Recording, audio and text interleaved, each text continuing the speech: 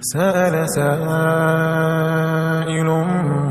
بعذاب واقع للكافرين ليس له دافع من الله ذي المعارج تعرج الملائكة والروح إليه في يوم